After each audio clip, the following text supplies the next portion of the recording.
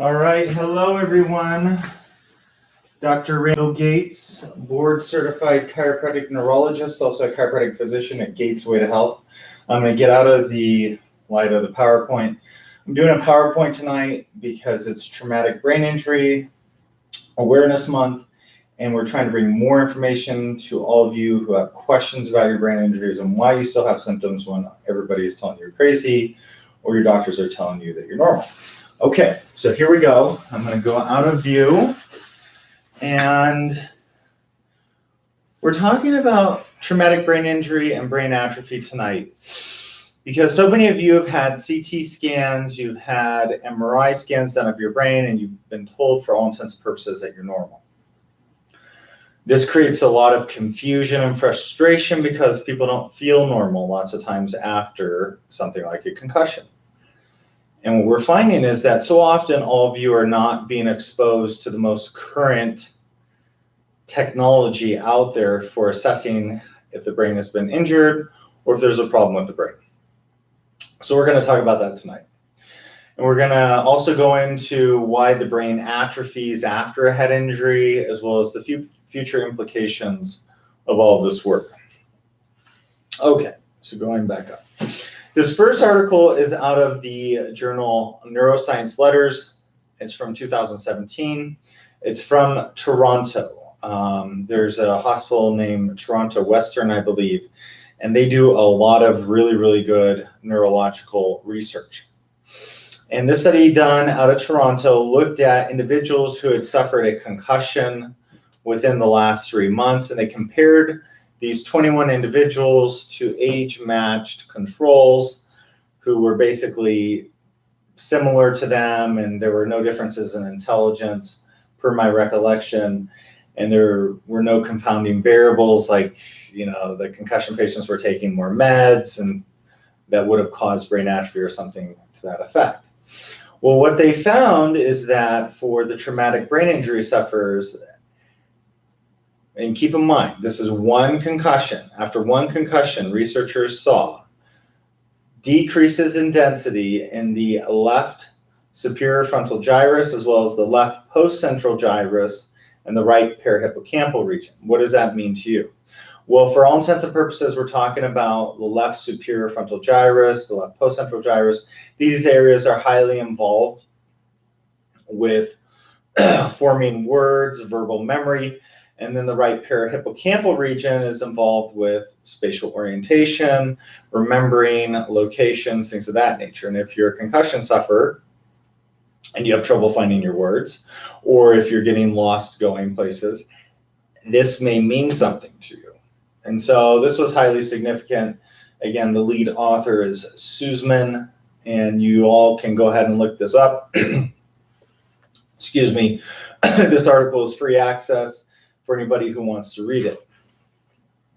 Now, it was very interesting because you see this highlighted region there at the bottom of the brain. They were actually expecting to see decreased density in the subcortical structures of the brain, and the researchers did not see that. They actually saw the atrophy after, again, one concussion was in the left frontal region as well as the right parahippocampal region. Very significant. And so they, in essence, go on to conclude that individuals in the acute and subacute stages of concussion exhibit diffuse and local patterns of altered white matter volume and cortical morphology. These findings corroborate existing research and accumulating evidence that following a single concussive episode, there are significant and quantifiable changes in brain structure. Now, going through college, I always hated it when professors would just read the PowerPoint to the audience. But I think this is important for really everybody to get who's had a concussion, because unless you've had an MRI done like this, you actually haven't had a full investigation as to the integrity of your brain. The next article comes out of Neuroimage Clinical. I believe this was from 2018. It was, where they looked at cortical thickness and subcortical brain volumes in professional rugby league players. Most of us have a concept that rugby is it's a rough sport. there can be injuries to the head and many areas of the body playing rugby. So these researchers looked at basically 24 active and former professional rugby league players, about the average age of 33, and they compared them to individuals who had not had concussions. And what the researchers found was that the rugby players primarily had atrophy involving their memory areas on both sides, the hippocampus as well as the left amygdala. Now, the hippocampus is one of two areas in the brain that grows new brain cells all the time. So our memory area is always sprouting new brain cells. Well, if you have a head injury, that can be one of the most toxic ways to look at it, one of the most, for all intents and purposes, toxic events to this memory area. So they found in this article that, smaller volumes in this hippocampal region as well as the left amygdala. Now, the researchers also had to say the rugby players drank more alcohol. So maybe some of these effects were due to drinking alcohol, but they said we can't completely explain it based on the alcohol. So it's probably a confluence of the two factors. Now, an even more interesting study, this is also from Neuroimage Clinical, I believe 2018.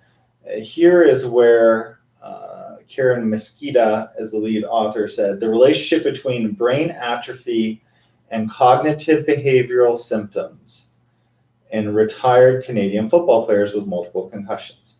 The reason why this study is cool, first of all, they're laying it out. Here I have it in yellow, where they say recently there's growing concern that repeated concussions can cause late life mild cognitive impairment and early onset of Alzheimer's disease or the neurodegenerative disease called chronic traumatic encephalopathy, CTE as it's known, commonly discussed relative to individuals who have been exposed to boxing or repeated head injuries through contact sports.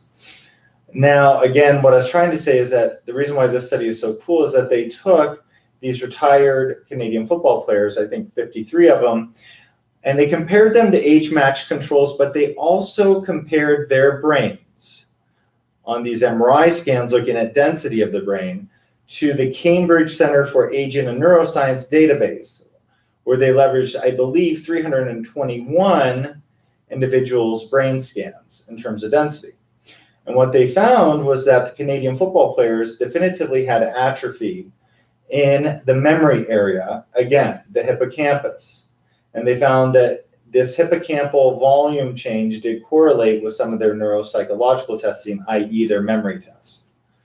So this study reports exaggerated hippocampal volume loss and memory impairment in former professional athletes who report only concussions and no moderate or severe traumatic brain injury. That means they didn't have skull fractures, they did not have brain bleeds, but they had concussions and their memory area was smaller than would be expected for their age. And they said in this last sentence I have highlighted in yellow, we demonstrated greater age effects on hippocampal volume in ex-CFL players, meaning, yes, we lose brain density in the hippocampus as we age.